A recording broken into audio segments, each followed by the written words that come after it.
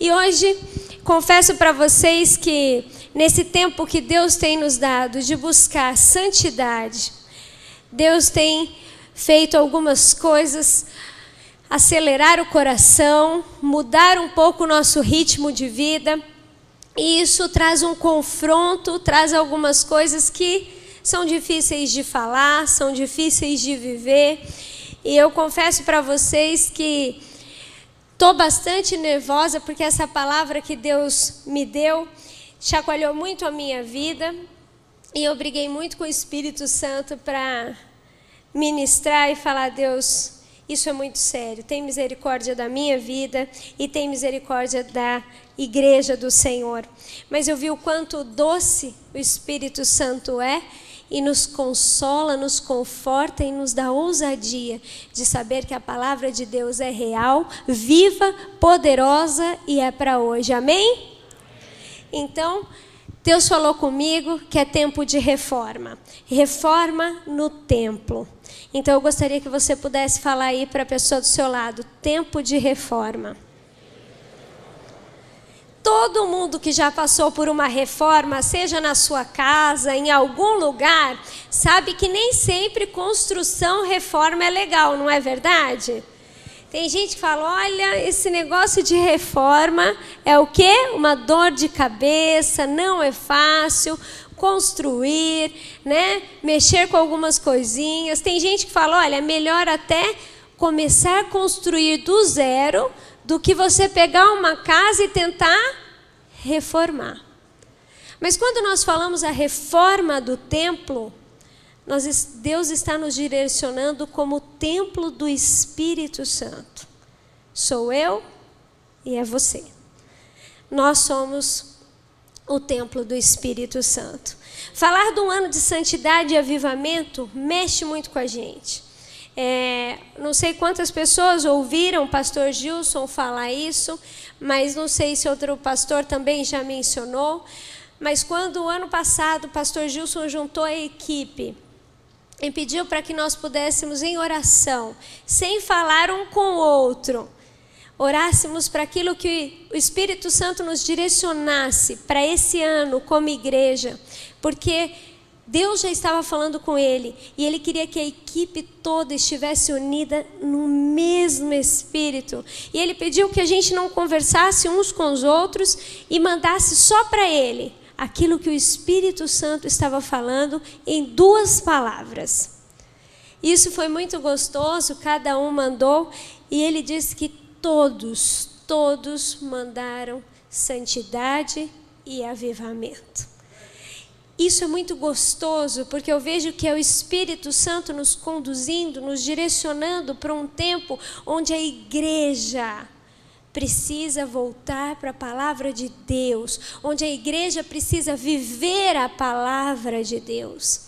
E eu e o Luiz, a gente estava assistindo algumas ministrações e a gente assistiu a ministração de um pastor da Sara Nossa Terra, e ele estava dizendo: o Espírito Santo nos direcionou para que esse ano seja um ano da pureza e da santidade. E eu falei para o Luiz, eu falei: amor, eu creio que muitas coisas estão acontecendo na nossa nação. Muitas coisas estão acontecendo no Brasil, porque Deus tem colocado a mão sobre o Brasil e o povo de Deus tem se vendido, tem se trocado por pouco, não tem servido a Deus, ou tem servido a um Deus, mas que não acredita que Ele existe. E chegou um tempo da igreja ser sacudida, para a igreja voltar para a presença de Deus, para buscar santidade. Santidade, falar de santidade nem sempre vai agradar a todos. Eu confesso que não pode agradar alguns que estão aqui, ou até uma boa parte. Que alguém pode sair daqui e achar que a palavra não foi legal, ou ter saído de qualquer culto e achar que a palavra foi radical. Porque quando nós falamos de tolerância, nós falamos zero de santidade, nós falamos zero de tolerância para o pecado. É viver uma vida de santidade integralmente. E isso às vezes vai mexer muito com aquele contexto do que a gente está vivendo, que é um namoro com o mundo. Muitos cristãos vivem acreditando que Deus existe, mas, na verdade, ele não vive aquilo que Deus pede que ele viva. Até um amigo nosso estava lendo um livro e ele mandou uma foto, e eu gostei muito da frase que estava escrito: muitos creem em Deus, mas vivendo como se ele não existisse. Isso é o que tem acontecido. Isso é o que tem mexido com muitas pessoas, né? Isso vai de frente com muitas crenças, inclusive que se dizem até evangélicas, mas de uma igreja liberal, de um evangelho liberal, que tem trazido o mundo para dentro da igreja. E a gente começa a ver cristãos abrindo mão das coisas de Deus, palavra de Deus, dizendo que isso são regras ou visão da igreja que eu não concordo, mas que o meu Deus é um Deus de graça e que permite todas as coisas. O evangelho furado de profetas que estão indo contra a palavra de Deus, porque a santidade de Deus tem um preço. E isso eu preciso viver integralmente, eu preciso buscar a palavra de Deus. John Wesley, teólogo britânico, grande avivacionista, é uma delícia ler sobre a vida dele. Mas tem uma frase que eu já usei em algumas pregações, mas isso sempre volta ao meu coração. E é uma frase que ele diz: a conversão tira o cristão do mundo, mas somente a santificação tira o mundo do cristão. Muitas vezes o nosso coração, a nossa vida, as nossas atitudes estão ligadas totalmente com as coisas desse mundo. Eu queria ler com vocês 2 textos, que vai dar base no texto que Deus quer falar conosco hoje. O primeiro está em 1 Coríntios 3, 16 e 17.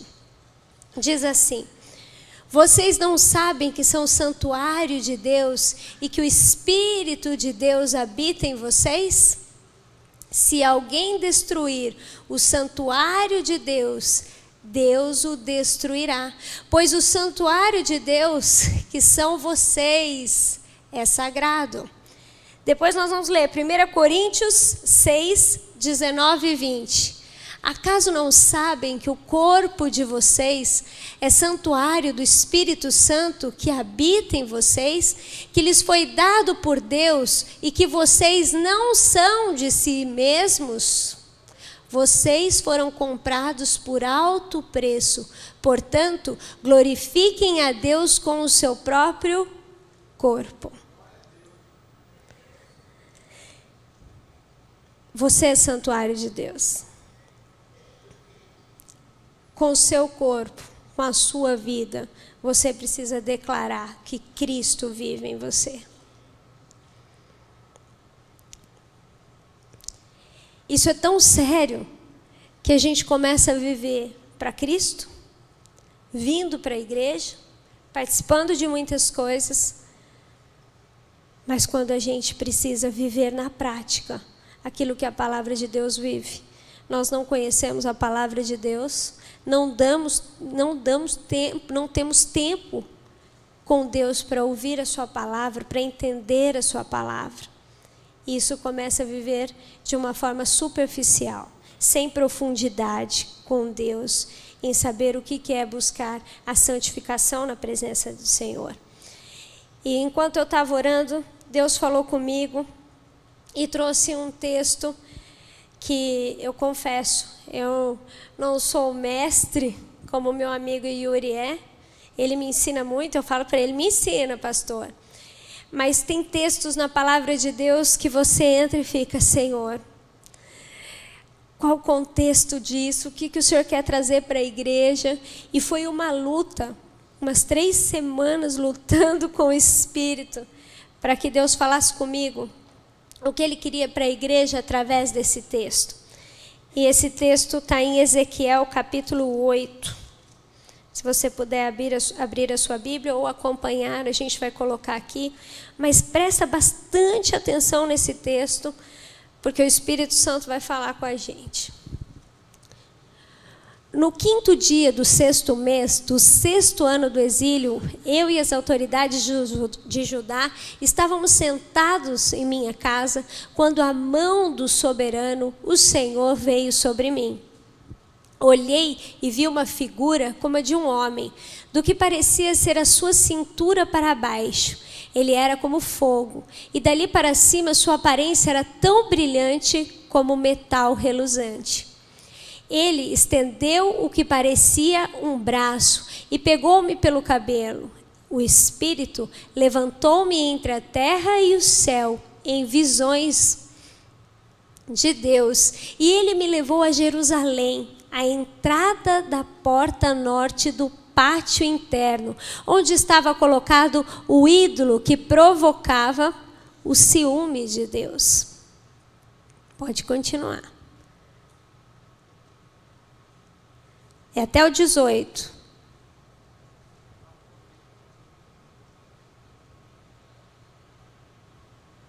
Tá passando aí?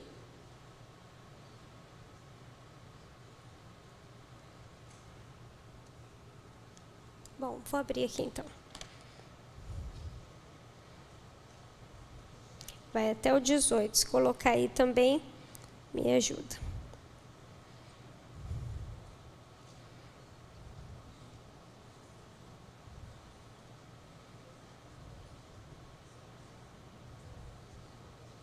Parou aonde ali? 6?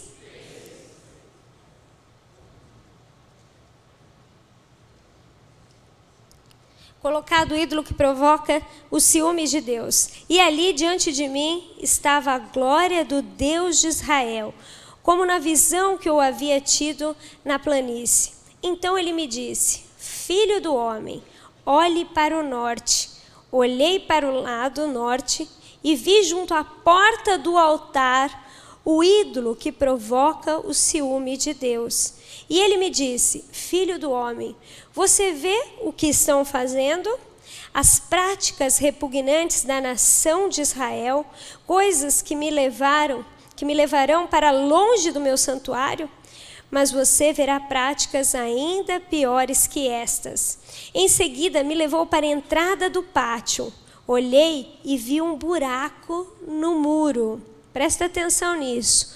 Olhei e vi um buraco no muro. Ele tinha sido levado, Ezequiel tinha sido levado para o templo em Jerusalém. E ele estava olhando o templo de Jerusalém. Olhei e vi um buraco no muro.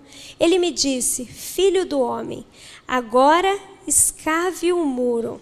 Escavei o muro e vi ali a abertura de uma porta. Ele me disse: entre e veja as coisas repugnantes e más que estão fazendo. Eu entrei e olhei. Lá, desenhadas por todas as paredes, vi todo tipo de criaturas rastejantes e animais impuros e todos os ídolos da nação de Israel. Na frente deles estavam 70 autoridades da nação de Israel. E Jazanias, filho de Safã, estava no meio deles. Do incensário que cada um tinha em suas mãos, elevava-se uma nuvem aromática. E ele me disse: Filho do homem, você viu que as autoridades da nação de Israel estão fazendo nas trevas, cada uma no santuário de sua própria imagem esculpida?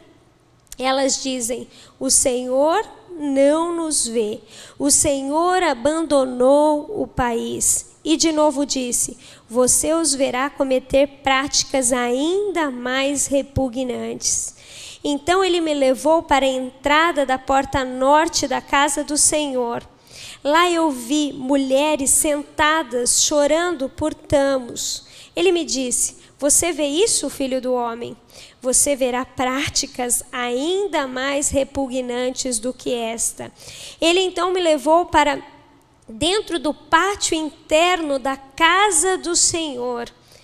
Ele então me levou para dentro do pátio interno da casa do Senhor. E ali à entrada do templo, entre o pórtico e o altar, havia uns 25 homens com as costas para o templo do Senhor e o rosto voltado para o oriente. Eles se prostravam na direção do sol. Ele me disse: você viu isso, filho do homem? Será que essas práticas repugnantes são corriqueiras para a nação de Judá? Deverão encher a terra de violência e continuamente me provocar a ira? Veja, eles estão pondo o ramo perto do nariz. Por isso, com ira eu os tratarei. Não olharei com piedade para eles e nem os pouparei. Mesmo que gritem os meus ouvidos, não os ouvirei. Feche os seus olhos. Senhor, nós queremos ser ministrados pela Tua palavra.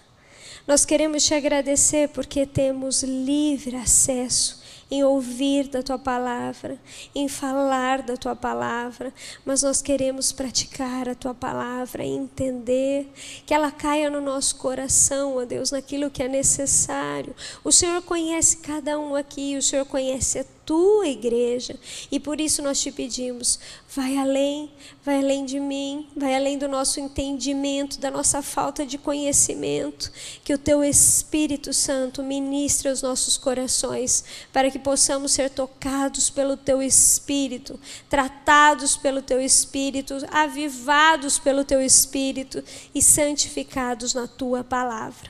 Esse é o nosso desejo, Papai, no nome santo e no nome poderoso de Jesus. Amém. Havia uma idolatria no templo de Jerusalém. Essa visão se dá 14 meses após o chamado de Ezequiel. Os anciões já aceitavam a autoridade de Ezequiel como profeta e vinham a ele para consultas. Porém, um profeta não dava as respostas sem antes ter visão do Senhor. Ezequiel foi como arrebatado pelo Espírito. E é legal que estudando assim, a gente vê que a Babilônia e Jerusalém, elas estão bem separadas, centenas de quilômetros, ou até alguns dizem que 4 meses de viagem de um lugar para o outro. Mas Ezequiel foi arrebatado e foi até aquele lugar pelo Senhor, né? E ele diz, a visão que Ezequiel teve do Filho de Deus em aparência de fogo, que indicava o juízo. O profeta viu a imagem de ciúmes, provavelmente a imagem de Baal, né? No recinto do templo, aquele era o templo, onde tinha os anciãos, os sacerdotes que deviam adorar a Deus. O templo era criado para a adoração de Deus. E ali, o Senhor mostra um buraco para Ezequiel e pede que ele comece a escavar aquele buraco, para que ele pudesse ver o que tinha dentro do templo. Nós precisamos de uma reforma. Nós lemos agora que o templo do Espírito Santo, o templo de Deus sou eu, o templo é você. Nós precisamos dessa reforma e nós precisamos olhar se existe alguns buracos, algumas rachaduras, algumas coisas diante desse templo que precisam ser consertadas. A primeira, feche os buracos e as rachaduras. O pecado leva tanto o indivíduo como um grupo todo, um povo todo, a buscar cada vez mais aquilo, se distanciando da glória e da presença de Deus. E aquele lugar foi criado para que o povo adorasse a Deus, se santificasse e clamasse pelo povo, pela libertação, pela misericórdia do seu povo ali naquele tempo. Mas ali, Deus levou Ezequiel para dizer que aquele tempo precisava de uma reforma. E ali ele começa a ver um buraquinho. Deus mostra quando a gente começa a orar, a buscar do Senhor aquilo que precisa ser mudado no templo, na minha vida e na sua vida. Comece então agora a pedir isso agora, logo agora, para que você como templo, Deus possa mostrar algumas coisas para você. fecha os buracos e as rachaduras. A porta onde entrava o rei para adorar e oferecer a sua vida ao Senhor estava agora enfeitada com a imagem que provoca ciúmes no Senhor. Manassés erigiu ali a imagem de madeira de Azerá, a deusa cananita, e ele se arrependeu. E lá ela foi retirada quando Josias mandou queimá-la. Mas o pecado, ele busca sempre os seus escravos. E outros começaram novamente a levantar essa imagem e a adorá-la. Então já tinha ali pessoas adorando logo na entrada do templo essa deusa. E Deus mostra para Ezequiel que ali atrás do buraquinho tinham muitas outras coisas escondidas. Não era só isso. E ali eu comecei a orar e falar para o Espírito Santo. Era religiosidade, uma idolatria. E o que nós colocamos na frente, no lugar de Deus, na adoração com o Senhor. O que é a nossa vida, sabe? Não, eu não sou uma pessoa idólatra. A palavra de Deus diz que nós servimos a Deus ou nós servimos a Mamon. E a Mamon é o Deus desse tempo, que tem levado muito as pessoas a buscar as coisas desse mundo. O dinheiro, a satisfação pessoal, em ter tudo e querer ser tudo e depender disso. E Deus mostra ali. E Ele fala, olha, começa a olhar ali, porque não é só isso. Você vai começar a ver outras coisas. Eu vou te mostrar outras coisas. O que está roubando a verdadeira adoração de Deus no templo? A primeira coisa que ali eles faziam na entrada, na adoração ao Senhor. O que tem roubado a sua adoração ao Senhor? Quando a gente chega no culto e a gente começa a adorar ao Senhor, parece que muitas músicas a gente canta de cor, a gente começa a falar, mas a gente não tem noção, muitas vezes eu não estou vivendo aquilo que eu estou cantando. Qual é a minha adoração a Deus? Fora da igreja, quando eu adoro ao Senhor. O que está entrando no templo? Você, no seu coração. Um ambiente sincero de louvor, ou existe alguma coisa que impede a sua verdadeira adoração ao Senhor? Aquele buraquinho começou a mostrar que precisavam algumas coisas serem trazidas de uma forma muito clara, para que nada nós escondemos do Senhor. Ali eles estavam dentro do templo, servindo outros deuses, mas crendo que Deus não via nada e não fazia nada. E assim, tem muito cristão que diz que é cristão, que serve a Deus, mas acha que Deus não está vendo nada do que ele faz, nada do que ele fala, nada do que ele prega e nada do que ele vive. Porque na primeira oportunidade que ele puder falar de alguém, que ele puder amaldiçoar alguém, ou ele puder não dar testemunho, ou mentir, ou roubar, seja o que for. Se tiver oportunidade, eu acho que nessa hora Deus não está vendo. E aí eu começo a adorar outros deuses. Crendo em Deus, mas vivendo como se Ele não existisse. Muitos de nós estamos assim. Nós cremos em Deus, falamos desse Deus, mas vivemos como se Ele não existisse.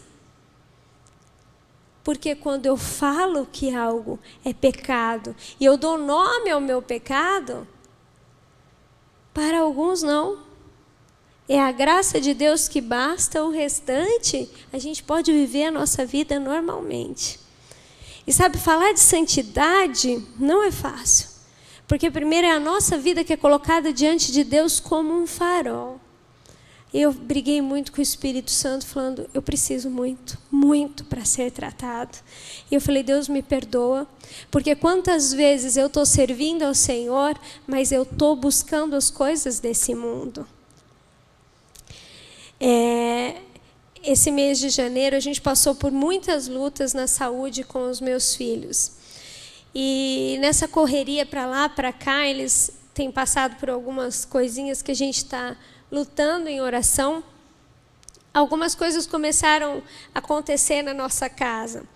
E aquela fase assim, aí quebra a máquina de lavar, e quebra não sei o quê, e quebra não sei o quê. E o carro quebrou, ficou muito caro. E eu estava assim, chegou uma hora que eu falei, Deus, o que eu fiz? O que eu estou fazendo?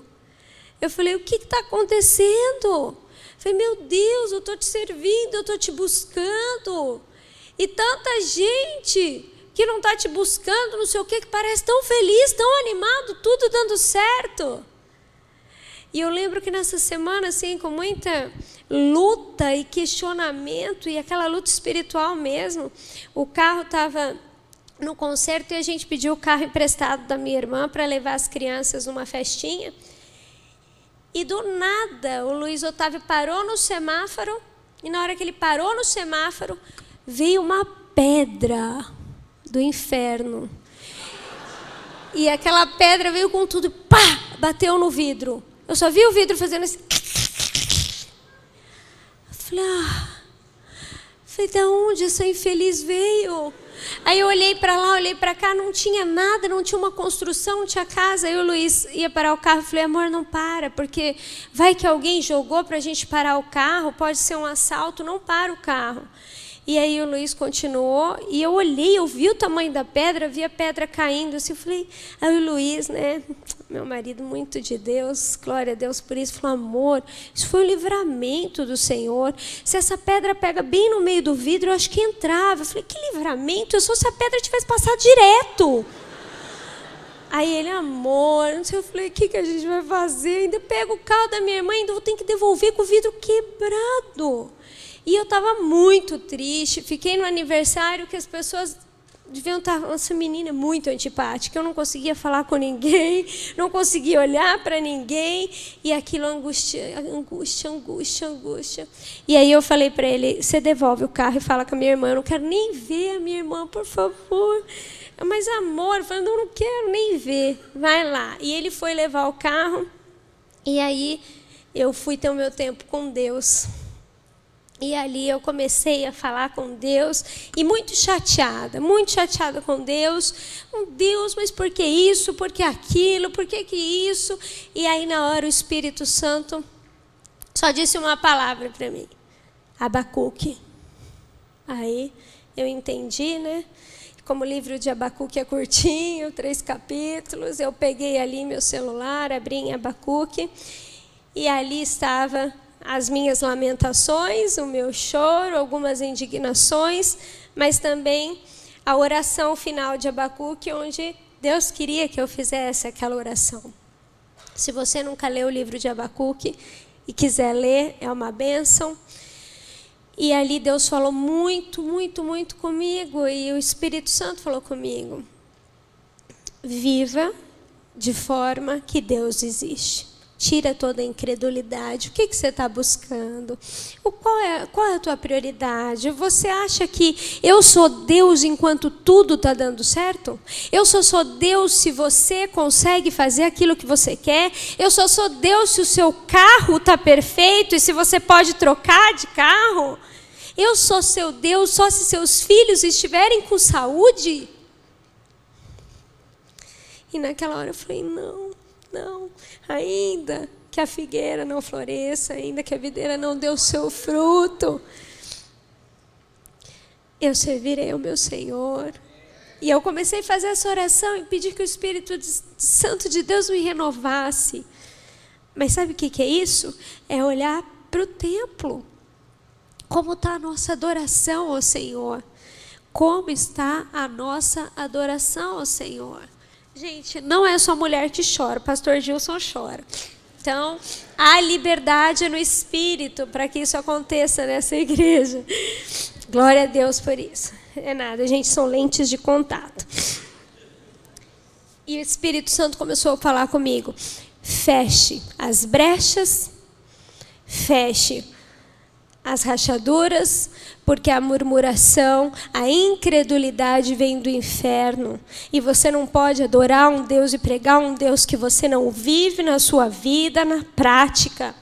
Eu sou Deus em qualquer circunstância. E aí Deus continuou falando comigo. Livre-se do pecado. E nesse texto de Ezequiel continua dizendo assim. Chegando à porta do átrio, Deus fala para Ezequiel, escave, escave. Escave a sua vida, escave o templo. Comece a olhar o que está por trás de uma verdadeira adoração, ou por dizer que você é cristão e que você vive Cristo, mas escrave e comece a ver o que está dentro de você.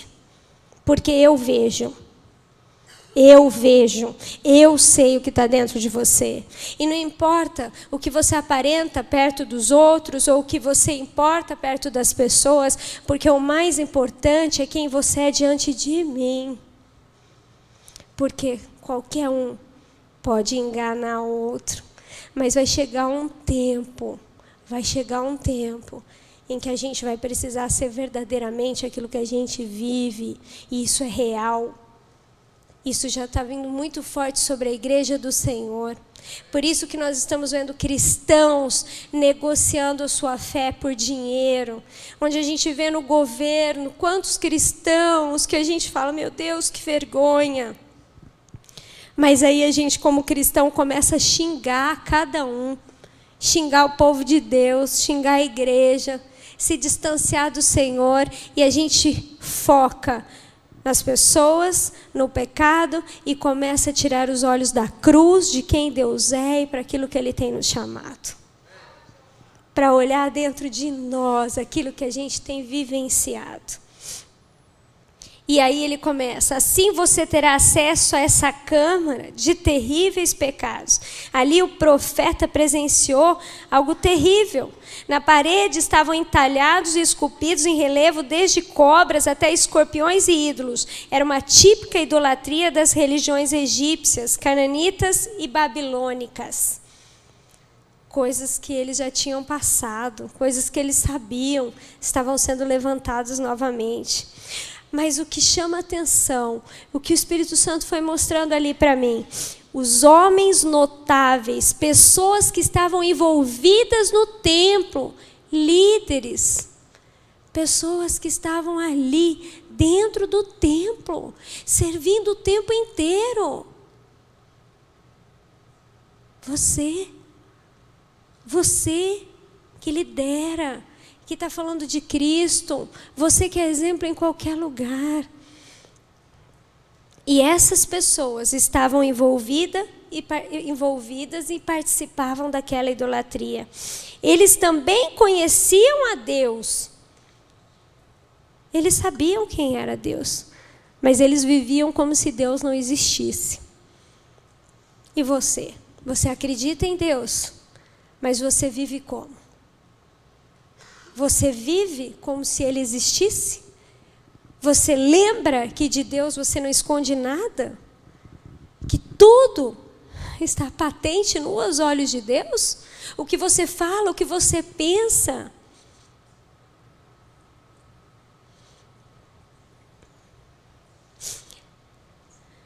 Não só um grupo deles estavam ali, mas individualmente, cada um deles tinha esculpido nas paredes das suas câmaras essas imagens. Cada um deles tinha os seus deuses e prestavam adoração e culto a esses deuses.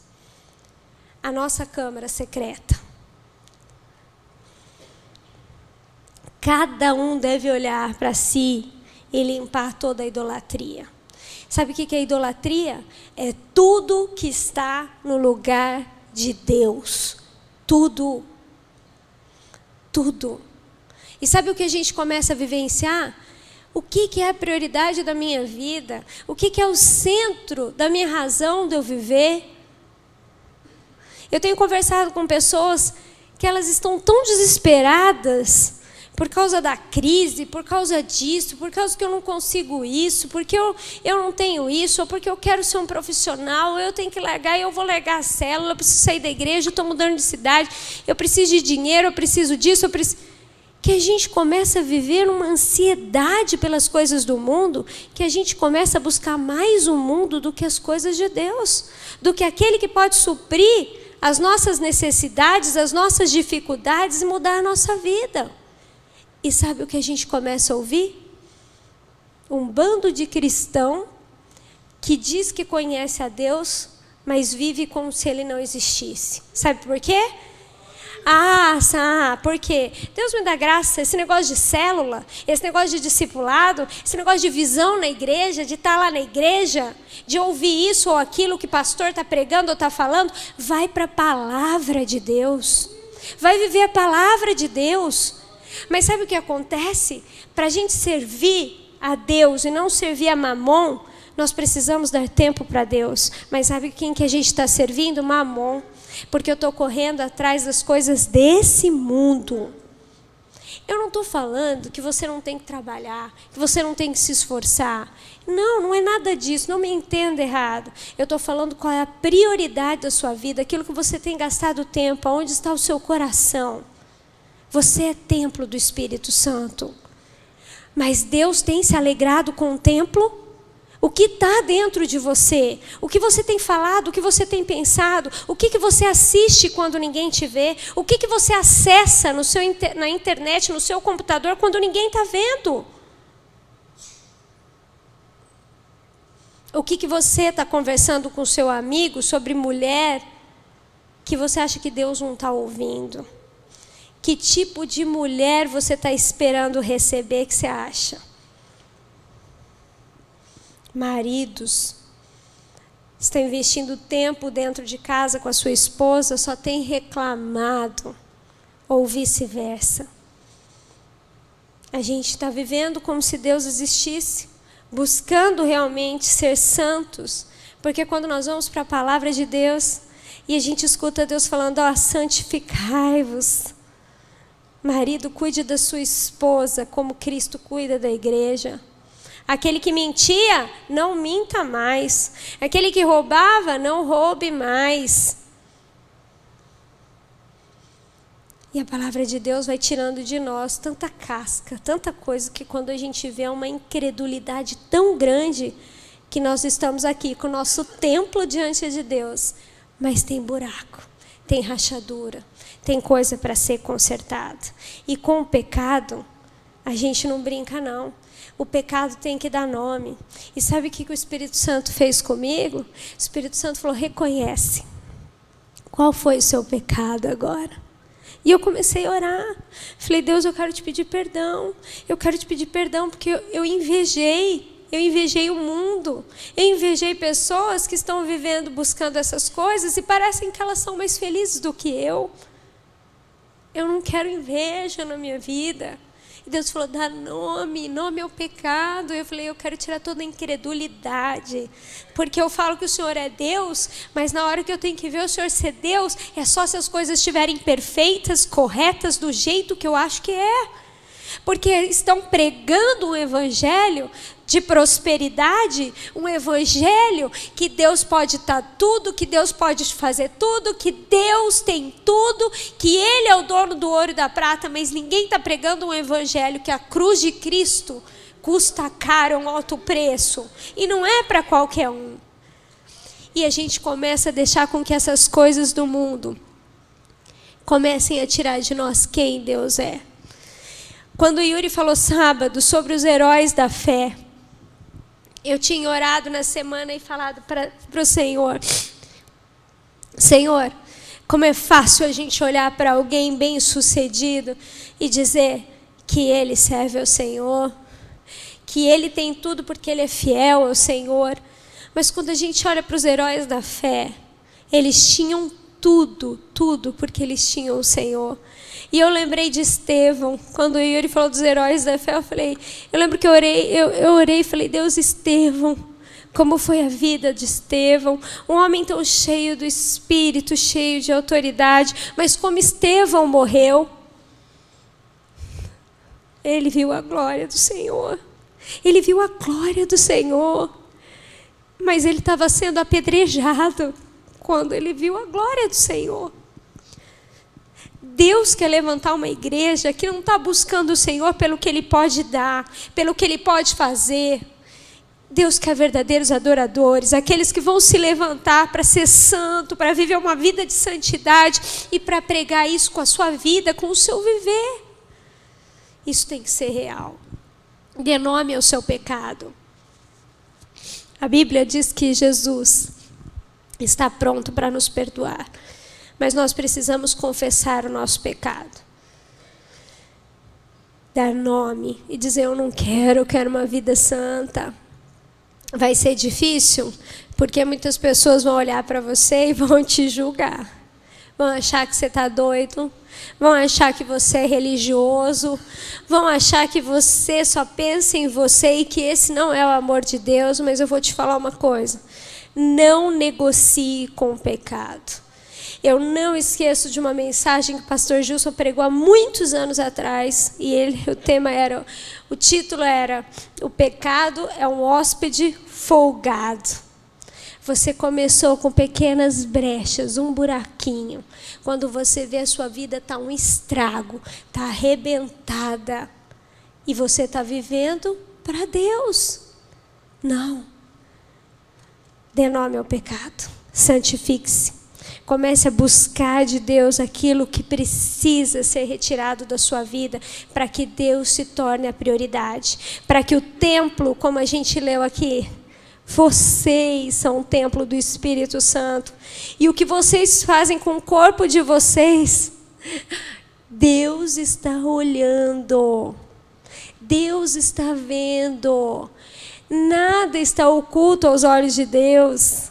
A hora certa da prestação de contas tem chegado para cada um. E quando nós escutamos: santificai-vos, porque amanhã é chegada a hora. Esse amanhã, para mim, já foi ontem, já foi hoje. Nós precisamos tomar conta disso, pedir um avivamento do Senhor para a nossa vida de uma forma muito intensa. E sabe o que a palavra diz? Lá nos últimos versículos, olha lá, volta lá, acho que é o...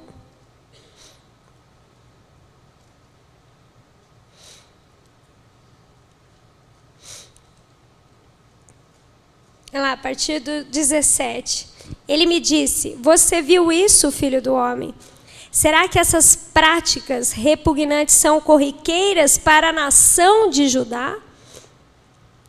Será que isso que o povo de Deus tem vivido é corriqueiro? Será que são coisas simples, o que tem distorcido a palavra de Deus, que tem abandonado os caminhos de Deus e tem ido contra a palavra de Deus? E continua: deverão também encher a terra de violência e continuamente me provocar a ira? Veja, eles estão pondo o ramo perto do nariz. Por isso, com ira eu os tratarei. Não olharei com piedade para eles, nem os pouparei. Mesmo que gritem aos meus ouvidos, não os ouvirei. Busque enquanto se pode achar. Busque. Esse é o tempo. O templo do Espírito Santo precisa estar santo para esse tempo. É hoje. Busque enquanto se pode achar. Fora do interior do templo, à entrada do átrio, o profeta viu um ritual de luto. Eram mulheres chorando por Tamos, um deus babilônico da vegetação, o qual criam que morreu e ressuscitou. A morte era lamentada no inverno e a ressurreição na primavera, época em que os seus adoradores praticavam sacrifícios humanos e orgias sexuais. A Grécia adoraria esses deuses com o nome de Afrodite e Adonis. Eles estavam chorando pelo motivo errado. Eles estavam adorando o Deus errado. Ali o lugar onde eles deveriam chorar era para clamar a Deus, para que Deus poupasse o seu povo. Eram sacerdotes e eles estavam virando as costas para Deus. Eles estavam abusando do templo para uma prática que era uma negação total do propósito santo para o qual ele foi dedicado. O templo tinha um propósito santo, de adoração, de busca, de intimidade com o Senhor. Para isso que o templo tinha sido criado. E o que muda para hoje? Você, eu, nós somos o templo do Espírito Santo. Nós somos criados para santificação, para adoração, para lamentar e chorar por aqueles que ainda não aceitaram a Cristo, pelos perdidos. Mas tem gente chorando por tantas outras coisas.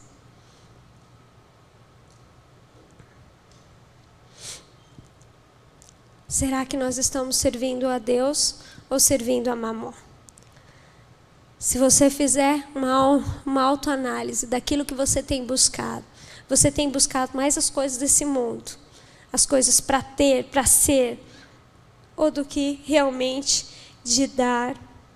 Quanto tempo você ora por aqueles que não ouviram falar da palavra de Deus, para aqueles que estão distante da palavra de Deus? Essa semana eu encontrei uma mulher no mercado fazendo compra e ela falou: oi, você não é pastor André, lá líder do João? Ah, sim, não era você que era líder da minha filha? E falou o nome da filha dela. Eu falei: sim, ela era da nossa rede, né? Aí ela falou assim: então eu estou muito triste. Ela entrou num grupo de pessoas, elas eram tão firmes na célula, tão envolvidas, começaram com esse negócio de discipulado não é legal, essa visão da igreja não está legal, eles esqueceram de Jesus, Jesus não é isso, e eles começaram a fazer uns cursos aí em outras igrejas, elas estão todas fora da igreja. Minha filha vai todo dia de bar em bar, está bebendo. Ela sempre tocou violão, adorou a Deus, ela não rela mais no violão. E aí, quando eu falo para ela que foi uma bênção ir na igreja, que foi uma bênção, ela fala: mãe, Deus não precisa disso para que a gente o adore. E ela falou: o que Deus precisa? Ela está cada vez mais longe, mais distante. Se a gente não sondar o nosso coração, não dar nome ao pecado, nós vamos começar a viver uma religiosidade, uma idolatria tão grande que isso vai nos afastando das coisas de Deus, isso vai nos afastando daquilo que nos leva para mais perto de Deus, para a gente viver uma vida que a gente acha que é legal. Eu acredito em Deus, mas não vivo como se Ele existisse. Olha só. Você tem chorado pelo quê? O que move o seu coração? Entre o pórtico, que era um corredor, e o altar, havia o átrio interior, onde os sacerdotes oravam. Ali era o lugar precioso, onde os sacerdotes entravam e oravam. E isto sempre era feito com as costas viradas para o sol. Propositalmente, Deus dispôs assim o templo. Porém, aqui, os 25 homens são citados de costas para Deus e de frente para o sol, adorando o sol.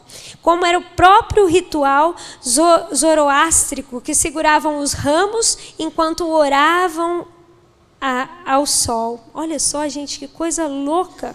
Como é possível alguém ter o conhecimento sobre Deus, sem, contudo, praticar as coisas de Deus? Eram sacerdotes, estavam no templo. E eles estavam de costas para Deus, adorando o sol. Note que esses 25 homens eram sacerdotes, pelo menos estavam ali no lugar deles. E ele fala, olha, ali, eu li num comentário bíblico, e a palavra, o verbo dizia que aquilo, para Deus, fedia as narinas do Senhor. Fedia as narinas de Deus. Imagina, Homens que estavam sendo colocados no templo para buscar a presença do Senhor, para clamar com o povo, mas não estavam vivendo.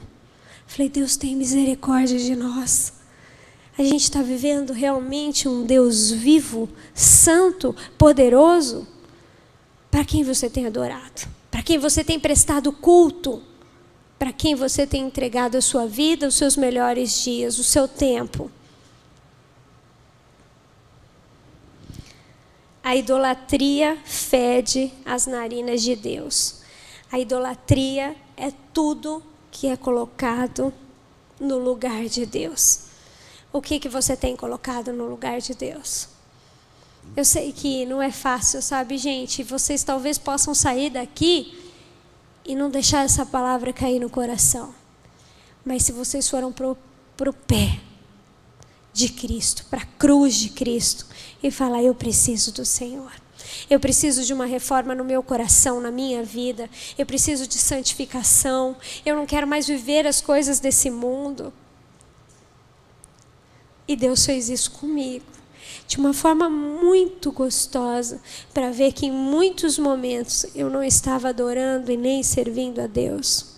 Eu precisava voltar para o centro da vontade, dar o meu coração inteiro e colocar Deus no centro da sua vontade. É chegado um novo tempo, e você é templo do Espírito Santo. Ele quer habitar totalmente em você. Ele quer que você use o seu corpo para a glória dele. Ele quer que você seja testemunha viva daquilo que você está vivendo em Cristo para os outros. Sabe, quando o Yuri falou assim, não é só uma testemunha só para todo mundo, porque a primeira coisa, quem nós somos para Deus é o templo. Ele me conhece. Aquilo que eu nunca vou esquecer, eu nem lembro se foi o Yuri que contou, mas que quando ele chegou no seminário tinha um pastor muito querido, ele falava, muitas pessoas se convertiam, muitas pessoas o seguiam, e depois de um tempo ele confessou publicamente que tudo que ele viveu, que ele falou, era uma mentira na vida dele, porque ele não fazia aquilo. Foi você, Yuri? Foi, né? Foi isso, não foi? E ele falou assim, quando o cara fez isso, aquelas pessoas que olhavam para ele, que o seguiam, ficaram, como assim? E o cara confessou que aquilo que ele fazia, aquilo que ele falava não era real. Gente, sabe quem que tem que estar mais preocupado? É o que Deus pensa ao seu respeito. É se a sua vida está sendo a casa favorita para que o Espírito Santo habite. Porque senão você vai estar de joelho, mas adorando outro Deus. E sabe como você vê isso? Pela intensidade da sua oração. Porque quando você ajoelha e você começa a falar para o Senhor, Senhor, me ajuda a passar naquele concurso. Senhor, me ajuda a casar esse ano. Tudo que eu preciso é casar. Senhor, me ajuda a comprar isso, me ajuda a ter isso. E aí você começa a falar assim, vem cá. A sua adoração está envolvendo o quê? Quanto tempo você orou adorando ao Senhor por quem Ele é, independente do que você está passando, independente das circunstâncias? Quanto tempo você passou dizendo que Ele é santo, santo, santo, e que você deseja ser santo? Ou quanto tempo você parou chorando por aqueles que não conhecem a Cristo? Começa a ver a quem você tem servido. Como está o templo? Você é o templo do Espírito Santo. Mas chegou o tempo do fim, da longanimidade de Deus. E esse é o ponto em que o pecador grita e os ouvidos de Deus estão fechados e ele não ouve. Nenhum pecador deveria esperar esse tempo. Nenhum. Se algo deve estar nas paredes da sua vida, do templo, da nossa câmara secreta, escondida, que seja a palavra de Deus. Que se alguém for vasculhar a sua vida, que ela encontre, que ela ache a palavra de Deus gravada no seu coração, na sua vida, nas suas palavras, nos seus pensamentos. Que ela encontre a palavra de Deus. Nós estamos num tempo de reconstrução. É um tempo de santificação. Nós somos o templo do Espírito Santo. E esse tempo que Deus está trazendo para nós como igreja é hoje. É não negociar com o pecado, não namorar e nem alimentar o pecado, mas um tempo de santificação, de dar nome ao pecado, de reconhecer que precisamos mais de Deus, de ir para a presença de Deus de uma forma mais poderosa, mais intensa, reconhecendo quem eu sou e do que eu preciso. Deus não tem algo só para uma pessoa porque ela é mais importante para Ele, não. E nós somos filhos. Mas Ele está à espera daqueles que estão buscando verdadeiramente. Precisamos, através do discipulado, precisamos, através de amizade sincera, verdadeira, confessar os nossos pecados, termos amigos, parceiros, cobrindo a nossa vida para que a gente não caia no mesmo erro, mas para que a gente comece a vencer ao pecado e dizer, aqui isso de novo não. Eu já venci, eu já fui lavado e tomado pelo Espírito Santo de Deus. Amém? Quantas coisas nós já podemos dizer, mas o pecado é um hóspede folgado. Começa com um buraquinho e vai tomando conta das paredes, vai trazendo mofo, vai trazendo tanta coisa ruim, filtração, vazamentos, e quando a gente vê, está tudo podre e precisa de uma reforma. Essa é a hora da reforma. Deus quer que você feche todas as brechas. Deus quer que você tampe os buracos do pecado e reconstrua um novo templo em um novo tempo. Eu queria chamar a banda aqui, os meninos. A gente vai cantar uma música.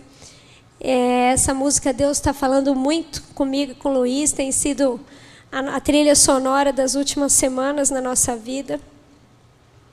E como igreja, eu creio que a gente precisa experimentar isso. Mas eu queria ler com vocês Isaías 55, tem aí? Isaías 55. Busquem o Senhor enquanto é possível achá-lo.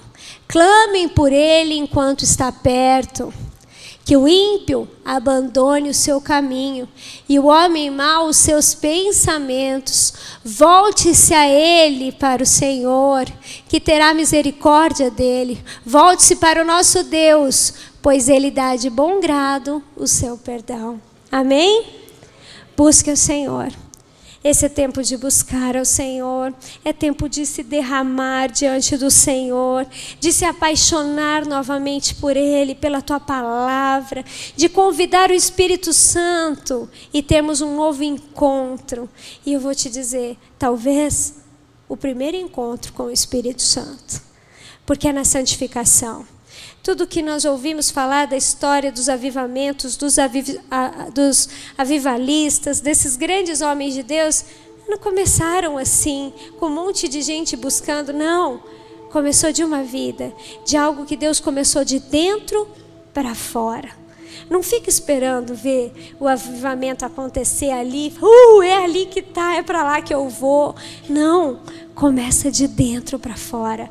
Começa quando a gente começa a confessar os nossos pecados, pedir perdão, se arrepender, chorar, se lamentar.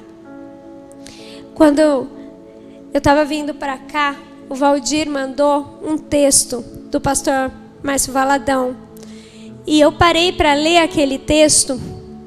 Eu não sei quantos de vocês já leram, mas está aqui, eu queria ler rapidinho com vocês.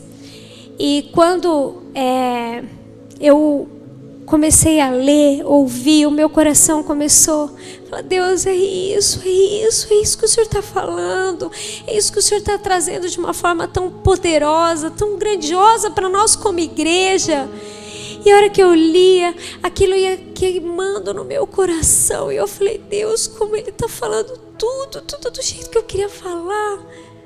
E eu queria compartilhar com vocês, quem já leu, mas quem ainda não leu, que você possa beber disso também.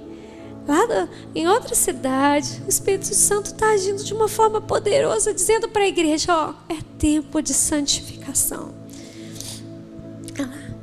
Nós estamos claramente passando por um tempo de juízo no Brasil. A derrocada da nossa economia, a violência crescente, as catástrofes naturais sem precedentes, as pragas manifestadas por epidemias e doenças que há pouco tempo nem se conhecia e tantas outras realidades que afetam tragicamente a vida dos brasileiros hoje não são apenas uma infeliz coincidência. Deus está açoitando uma nação que não reconheceu o tempo da sua visitação e desprezou a graça que lhe tem sido oferecida. Que o Espírito foi derramado sobre o Brasil, ninguém pode negar. Nas últimas décadas, vimos muitas manifestações do seu agir, produzindo movimentos sobrenaturais e abrindo portas amplas à pregação do Evangelho. Profetas e mais profetas se levantaram aqui e vieram de outras nações para soprar fôlego de vida sobre a nossa nação. O que fizemos, porém, com tudo isso? O que fizemos? O Brasil, dos 40 milhões de evangélicos de hoje, é mais podre e mais corrupto do que o de ontem, que tinha menos crentes. Estamos vendo as entranhas da nossa classe política e empresarial sendo expostas com a sua vergonha pela justiça. Mas isto é só uma tênue amostra do que de fato é a ética e a moral do nosso povo.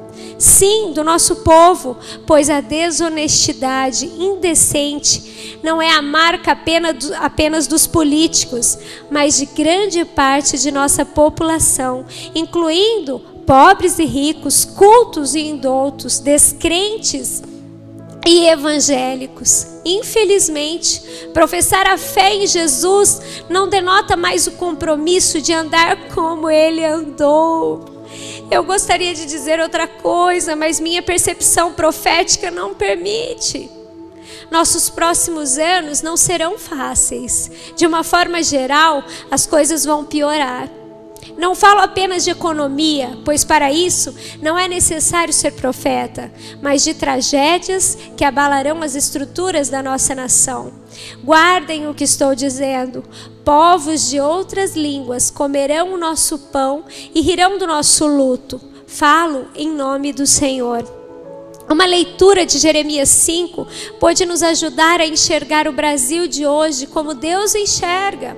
Recebi esse texto de uma jovem durante um tempo de oração e entendi perfeitamente o recado de Deus. Sua vara fustigará os nossos lombos. Até quando? Até que sejamos quebrantados como nação.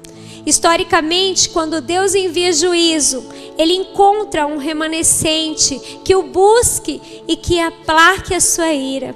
Que façamos parte disso. Permanecer fiéis não nos livrará completamente das dores da disciplina, mas nos dará a força que precisamos para resistir e a oportunidade para sermos testemunho e voz profética no meio do caos. Temos que nos arrepender. Temos que nos arrepender, igreja. O altar tem sido profanado nessa nação e a oferta do Senhor desprezada. Se é verdade que milhões e milhões lotam os templos, é verdade também que uma grande parte aí está servindo a Mamon, cultivando a sua velha ganância, buscando o brilho da prata, só que agora em nome de Jesus. Pior, isso inclui uma parte considerável da classe pastoral. Temos que nos arrepender da feitiçaria, não somente daquela que é feita nos terreiros e encruzilhadas, mas da que é praticada nos altares evangélicos. Chega a ser absurda a supersticiosidade e o sincretismo maligno fomentados por uma legião enorme de falsos mestres e falsos profetas que se multiplicam como ratos.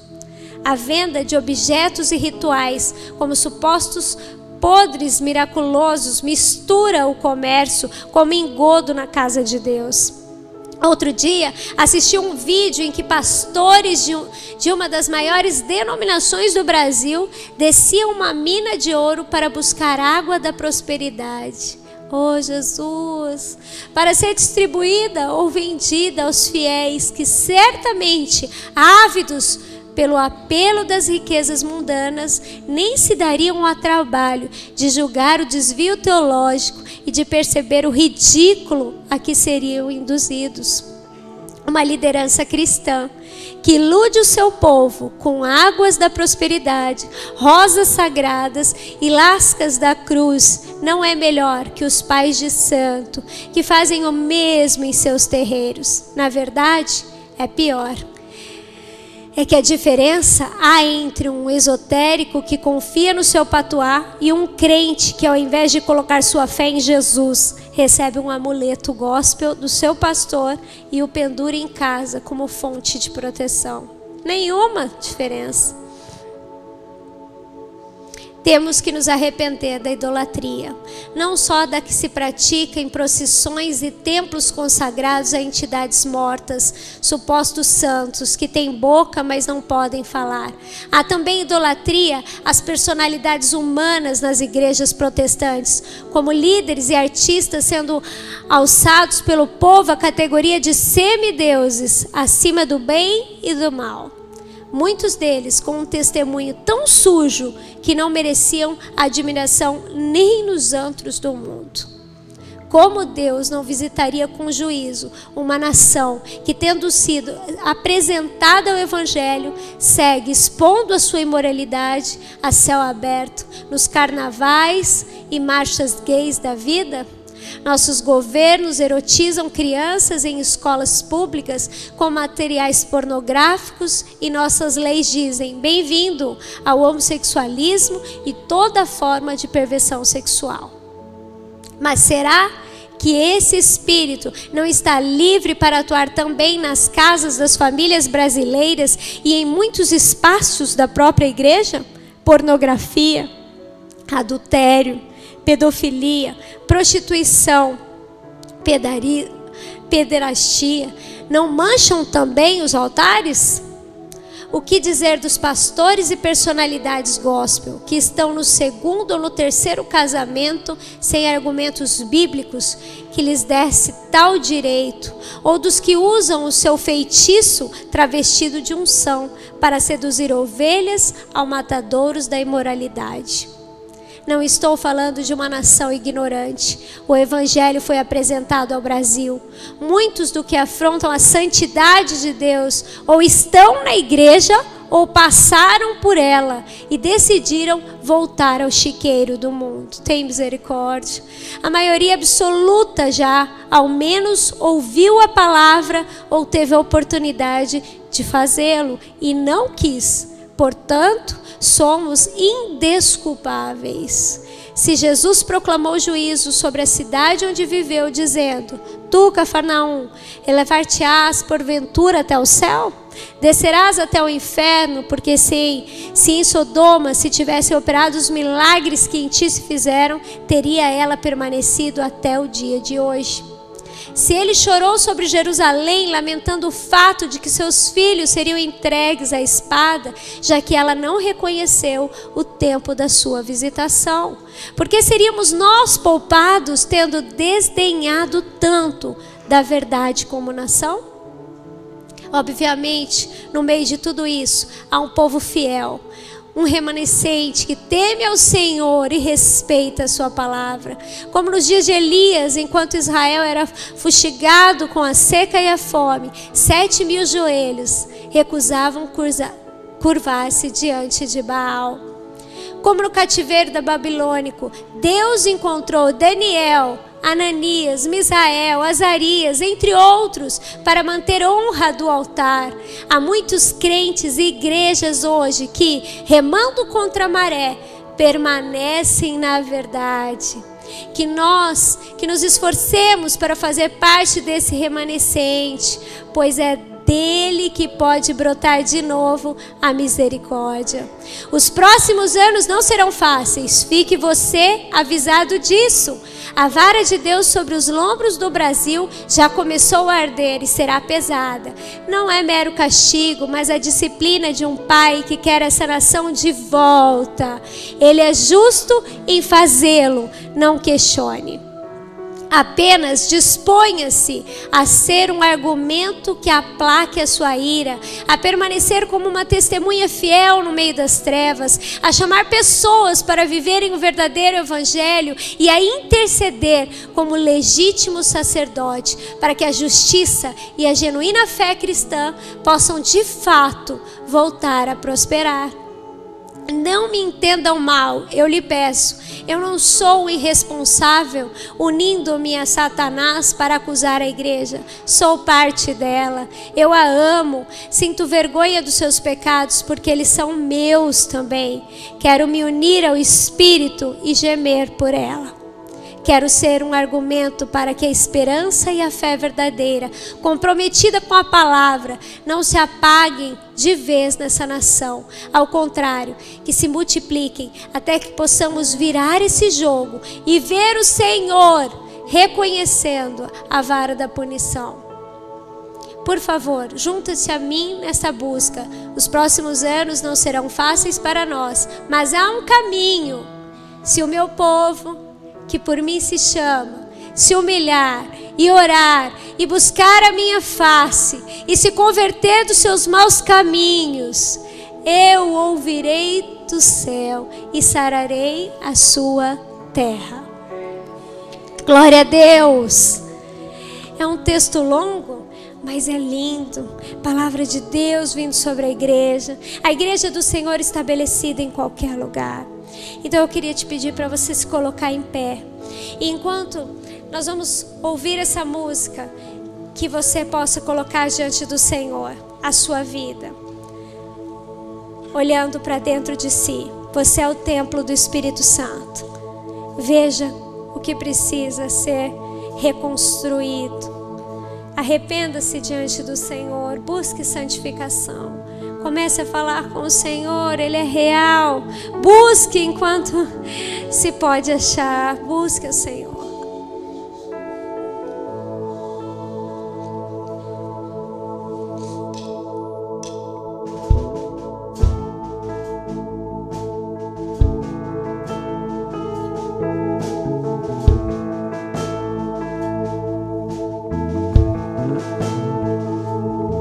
Teu sangue leva-me além, a todas as alturas, onde ouço a tua voz.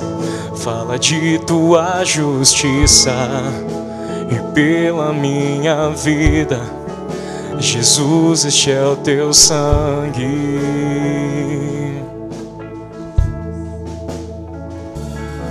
Tua cruz mostra tua graça, fala do amor do Pai e prepara para nós um caminho para Ele, onde posso me achegar somente pelo sangue.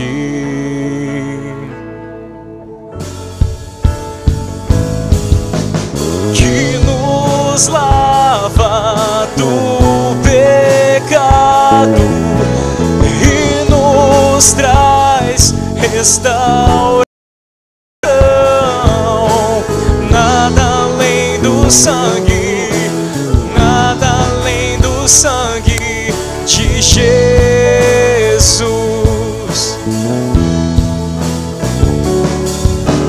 que nos faz brancos como a neve, aceitos como amigos de Deus. Nada além do sangue, nada além do sangue de Jesus. Aleluia, Deus. Nós te louvamos, ó Pai, pela tua palavra que foi proclamada aqui nessa noite. E, ó Deus, sabemos que quando estamos diante da tua palavra, somos colocados diante de um momento de escolha, de fazermos escolhas. Assim como a tua palavra diz lá em Deuteronômio 11, eu creio que tu está trazendo aos nossos corações nessa noite uma decisão, para que nós escolhamos a vida e não a morte, escolhamos o Senhor, escolhamos aquilo que vem de ti, escolhamos a tua palavra, ó Deus, e não queremos que um juízo seja proclamado sobre nós aqui na nossa igreja, porque semana após semana somos expostos, ó Deus, à Tua presença e a essas escolhas, ó Deus, e tantas vezes temos feito ainda assim as escolhas erradas. Senhor, que essa noite seja uma noite de conserto para muitos aqui, e nós oramos, ó Pai, para que o Teu Espírito continue a alma, Senhor, nos fazendo vomitar aquilo que não vem de Ti, nos fazendo arrancar raízes de sementes que o Senhor não plantou em nós. Ó Pai, em nome de Jesus, faz-nos comprometer-nos, ó Pai, com aquilo que tanto pedimos, comprometer-nos com aquilo que buscamos, ó Pai. E, ó Deus, nós sejamos alcançados pela Tua graça e batizados mais uma vez com o Teu Espírito Santo. Senhor, nós Te pedimos, ó Pai, que antes deste poderoso batismo, dessa poderosa visitação do Teu Espírito Santo, haja um batismo com fogo. E o batismo com fogo, ele não vem para nos fazer dançar melhor. O batismo com fogo não vem para que a gente ore mais bonito, nem que a gente pule mais alto na Tua presença. O batismo com fogo vem para queimar pecados. Então, fogo, Senhor, não é o batismo que talvez nos faça sentir bem à primeira vista. É um batismo dolorido, um batismo doído, um batismo de exposição, um batismo que vai trazer vergonha ao nosso coração. Mas se isso for necessário para que o Senhor nos leve ao arrependimento, então que venha a vergonha, então que venha a exposição. Nos batiza com fogo, queima-nos, queima aquilo que não presta, e seja entronizado nos nossos corações. Essa, ó Deus, é a oração que a Tua igreja faz nessa noite. Faz isso para a Tua glória, não para... Faz isso para que as pessoas se lembrem do Senhor e não de nós. Faz isso para que o Teu nome seja exaltado e não o nosso. Essa é a nossa oração nessa noite, ó Deus. Leva-nos daqui, ó Pai, com essa palavra fincada na nossa alma, para que nós não nos esqueçamos dela, e para que a nossa vida seja de fato transformada por Ti. Nós oramos, ó Deus, agradecidos, no nome de Jesus. Amém. Meu irmão, que a graça de Deus esteja sobre a sua vida. Você tenha uma semana abençoada, em nome de Jesus. Amém.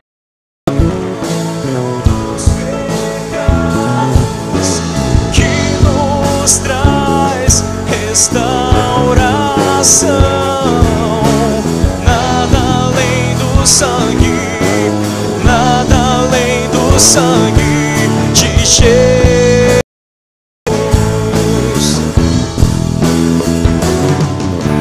que nos faz brancos como a neve, assim